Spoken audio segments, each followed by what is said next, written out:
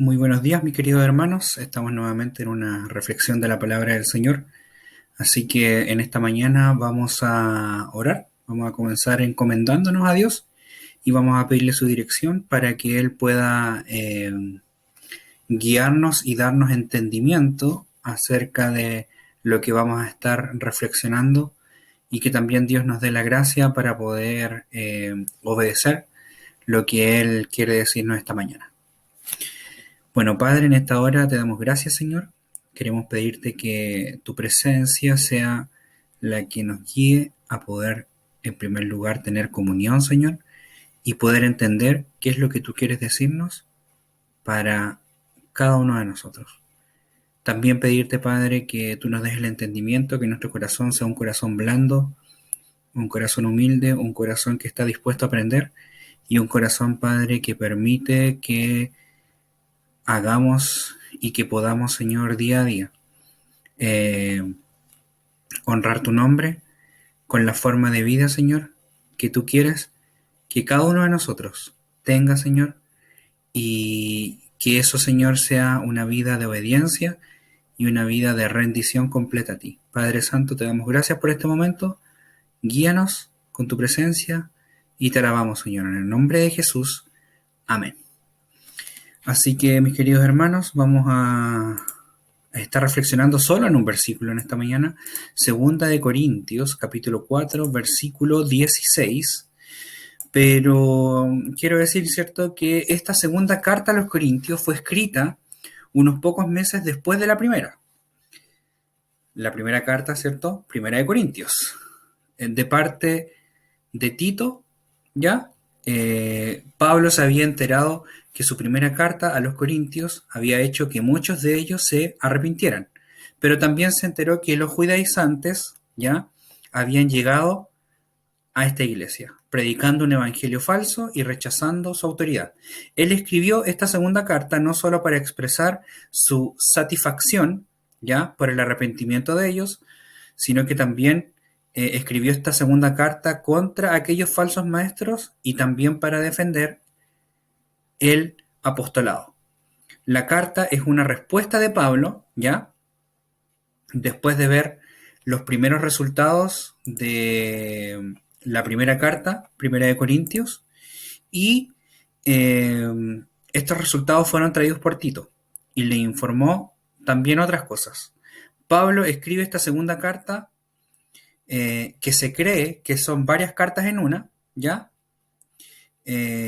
También se ve que Pablo demuestra un profundo amor en lo que escribe y también, como dije anteriormente, en esta carta se ve cómo Pablo defiende su ministerio. Y cuando Pablo defiende ya su apostolado, está apuntando a las malas ideas que sembraron otras personas en la iglesia en cuanto a él y a su trabajo. También Pablo, ¿cierto? Y esto lo podemos ver en los primeros capítulos de la segunda carta de Corintios, responde al caso de inmoralidad que se da en la primera carta. Este hombre se arrepintió y esto le causó mucho gozo al apóstol, ¿ya? Y también esta carta eh, muestra las intenciones de Pablo de volver a visitar a estos hermanos, eh, sin duda por el cariño que él tenía. Entonces, cuando nosotros analizamos este versículo que yo les estoy diciendo ahora, el apóstol Pablo en versículos anteriores comienza a decir lo siguiente, que el tesoro que tenemos, ¿ya?, lo tienen en vasos de barro, haciendo referencia al Evangelio y da a entender, ¿cierto?, que el poder es de Dios y no de los seres humanos.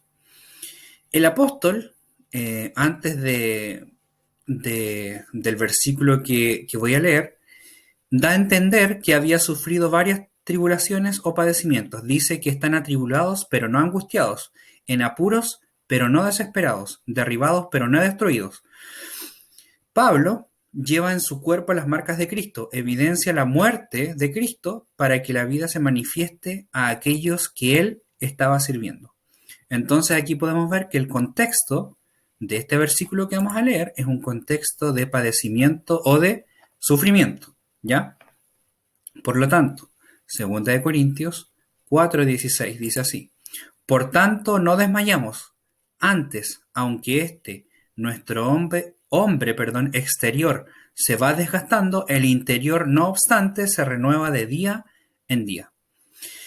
Pablo comienza diciendo lo siguiente, que él no desmaya. Esto quiere decir que no se desanima o que su ánimo pierde valor, ¿ya? O que su ánimo decae a causa de lo que él estaba sufriendo. Pero también dice, ¿cierto?, que el hombre interior se renueva día a día. La palabra renueva en griego es anakaino, y esto significa hacer nuevo. Ya, esto significa hacer nuevo, ya, pero no en el nuevo de algo reciente, como algo recientemente creado, ya, sino que es renovar, ya. Y como nosotros estamos leyendo este versículo, ¿cierto? Esta renovación tiene que ver con el hombre interior, ¿ya? Y esta renovación tiene que ver con el poder espiritual, ¿ya? Del nuevo hombre o de la nueva mujer que Dios ha creado en todos aquellos, perdón, que Cristo ha entrado en sus vidas. Y este versículo nos dice también lo siguiente, que a diferencia del cuerpo físico que se desgasta, el hombre interior o la fe puede renovarse día a día, haciendo que esta fe que nosotros tenemos tenga fuerza, vigor y tenga frescura. ¿Ya? O sea, aquí lo importante, queridos hermanos, es que el apóstol Pablo, en un contexto de sufrimiento, nos dice claramente que la fe debe renovarse. La fe no puede ser una experiencia que nosotros tuvimos en un tiempo pasado y luego de eso nunca jamás tener otra experiencia con Dios. No es lo que el apóstol está diciendo. El apóstol dice que esta fe que él tiene, y ojo, si nosotros analizamos la vida de Pablo, el apóstol Pablo tuvo una experiencia sobrenatural con Dios. Cristo se le apareció en el camino a Damasco, pero fíjese que él no se conformó con eso.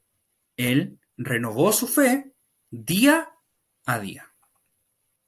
Entonces, Pablo nos da un claro ejemplo de lo que nuestra fe debiera ser. Una fe que se renueva día a día, independiente de las circunstancias. Pablo sufrió muchos padecimientos a través de su vida, pero como se muestra en este texto, él no dejó de renovar esta fe que llevaba en su interior. Su ser interior no envejeció como su cuerpo físico, sino que se mantuvo firme, fuerte, fresco, para seguir en el camino de la fe. Y fíjese que hay algo muy interesante, porque si el apóstol Pablo, miren, no se hubiera renovado en el contexto de la fe, sin duda que él podría haber dejado el camino de Dios. Porque fíjese que Pablo, cuando habla de sus padecimientos como apóstol, cuenta una historia que parece de película. Sufrió naufragio, le dieron latigazos, lo apedrearon, estuvo casi muerto, pasaba hambre, pasaba frío. Hoy es increíble cómo un hombre que padeció tanto pudo renovarse en la fe. Y fíjese que este sufrimiento no permitió que Pablo soportara estas cosas de la siguiente manera. Y usted me dirá, ¿cómo? Bueno, si Pablo no se hubiera renovado, entonces él hubiese seguido sirviendo, pero no de la manera correcta. Él hubiera soportado, soportado y soportado.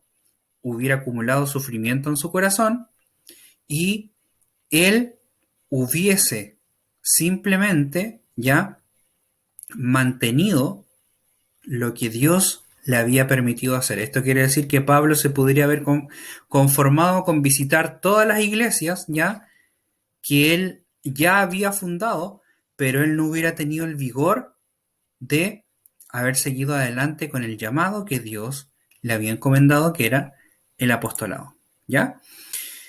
Creo que como cristianos nosotros debemos aprender de este ejemplo. Una fe que no se renueva rápidamente puede convertirse en religiosidad o en tibieza. Y la pregunta es, queridos hermanos, ¿cómo nosotros podemos renovar nuestra fe interior, nuestro ser interior?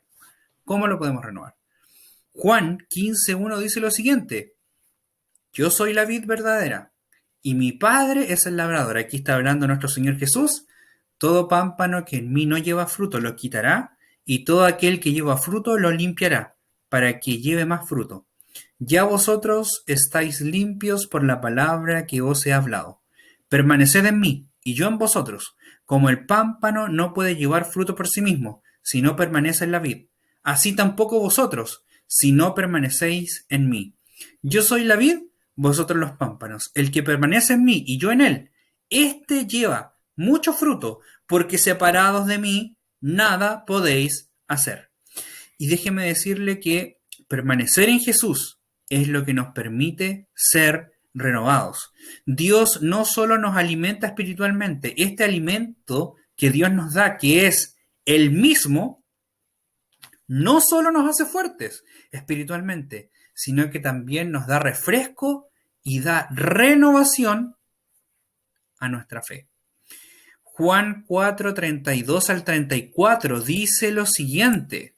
Dice, Él les dijo, yo tengo una comida que comer que vosotros no sabéis. Y aquí Jesús estaba hablando con la mujer samaritana y habían llegado los discípulos. Entonces los discípulos decían unos a otros, ¿le habrá traído alguien de comer? Jesús les dijo, mi comida es que haga la voluntad del que me envió y que acabe su obra. Mire qué interesante lo que nos dice el Señor. Jesús tenía claro que la obediencia era un alimento espiritual. Y como hemos dicho anteriormente, obedeciendo el llamado de Dios, entonces podremos ser renovados. Y aquí voy a colocar solo un ejemplo, o en realidad algunos, ¿ya? Cuando los cristianos se reúnen a orar, sin duda que esto es la voluntad de Dios y esto produce renovación. Cuando tenemos un momento apartado para Dios, Dios nos renueva. Cuando leemos la Biblia, Dios nos renueva. Y lo más importante, queridos hermanos, cuando nosotros obedecemos lo que la Biblia dice, Dios nos renueva. Cuando vivimos en santidad, cuando nos alejamos del pecado, Dios nos renueva. Y eso es algo muy importante que debemos entender. La desobediencia en el llamado de Dios hará que nuestra fe decaiga mucho y terminemos separados de Dios. Cuando Dios permite, queridos hermanos, que seamos renovados en su presencia, obedeciéndole, entonces podremos tener la creatividad divina para poder renovar nuestra forma de llevar la iglesia. Una cosa que nosotros debemos tener en claro, queridos hermanos, es que como pueblo cristiano, a nosotros nos cuesta muchísimo crear nuevas cosas. Siempre vamos detrás de las mismas formas que alguna vez tuvieron resultado, pero que hoy ya han quedado en el pasado. Y usted se preguntará, ¿y por qué han quedado en el pasado? Usted sabe, queridos hermanos, que estamos todavía enfrentando este virus que nos mantuvo todo el 2020, porque ya estamos en el 2021. Amén. Nos mantuvo todo el 2020, la mayoría del tiempo encerrados y estando en casa. Y la pregunta es, ¿necesita la iglesia renovarse para este tiempo nuevo? Claro que sí, pues queridos hermanos. Claro que necesitamos una renovación. Nuestra fe le urge una renovación. Y esto no es algo, ¿ya?, que sea necesario solo por el contexto en que la iglesia hoy día está viviendo. Esto es algo necesario para que nosotros podamos seguir sirviendo con gozo y de la manera correcta que Dios quiere. La renovación es necesaria, queridos hermanos, para que seamos capaces de atraer nueva gente al Evangelio y podamos reencantar a aquellos que se están alejando de Dios. Una fe sin renovación, lo más probable es que termine desapareciendo y puede pasar algo más terrible. Una fe que no se renueva, queridos hermanos, como dije anteriormente, puede terminar en religiosidad. Y fíjese que salir de ahí es lo más complicado, porque mucha gente dice lo siguiente, dice, yo soy cristiano, y la pregunta es, ¿cuánto tiempo le dedica a Dios esa gente que dice ser cristiana? Porque recordemos que al principio yo le dije que el que está en obediencia es el que se renueva, pero el religioso tiene una doble vida. El domingo va a la iglesia, pero el resto de la semana vive como a él se le ocurre. ¿Será esto una renovación? Claro que no. Y no es lo que Dios quiere para nuestra vida. Por eso yo le digo, queridos hermanos, que salir de la religiosidad es difícil, porque esas personas se autoconvencen de que son cristianas, se autoconvencen para calmar su conciencia, ¿ya? Pero ellos no van a la religiosidad, perdón, ellos no van a la obediencia, ¿cierto? Siguen en religiosidad, pero nunca están unidos día a día a la vid, ¿cierto? Y día a día no son limpiados por el Señor. Por lo tanto, si no son limpiados por el Señor, difícil será que esas personas sean renovadas. Así que pidámosle a Dios que no seamos religiosos, que no estemos en tibieza, que renueve nuestra fe para que sigamos creyendo con fervor y con ánimo su palabra, para que podamos llegar a la meta y podamos seguir adelante. Así que hoy día la palabra del Señor ha sido breve, pero el Señor nos llama a renovarnos, queridos hermanos. Así que yo le pido en esta hora que inclinemos nuestros rostros y oremos a nuestro Dios. Padre Santo, en esta hora te quiero dar gracias por tu palabra. Te quiero pedir, Señor, que tu presencia maravillosa descienda sobre cada uno de nosotros y que tú nos ayudes a entender qué es lo que tú quieres para cada uno de nosotros, Señor. Yo te pido, Padre, que esta renovación que tú quieres para nosotros se pueda hacer real. Que todo lo viejo, que todo lo añejo, Señor, quede atrás.